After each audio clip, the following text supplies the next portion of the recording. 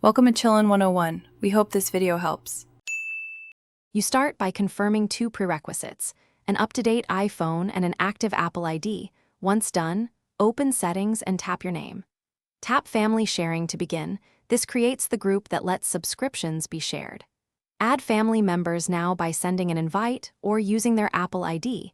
Make sure purchase sharing is on so subscriptions are eligible. You do this first because without family sharing enabled, the subscriptions won't be distributed, so complete these steps before moving to each app.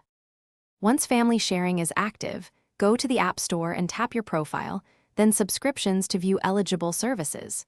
For each app, confirm it lists family sharing support. If it does, that subscription typically becomes available to your family group automatically.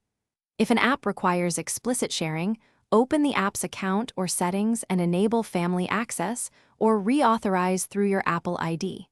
Make sure to check each subscription, because some media services restrict sharing to certain plan tiers.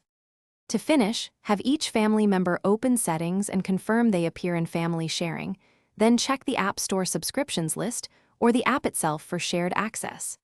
If a subscription doesn't appear, sign out and back into Apple ID or toggle purchase sharing off and on to refresh entitlements. Make sure everyone's on compatible plans. If billing or access still misbehaves, contact the app developer or Apple support. This resolves plan mismatches and billing issues that block sharing. Thanks for watching. Consider subscribing if we helped you.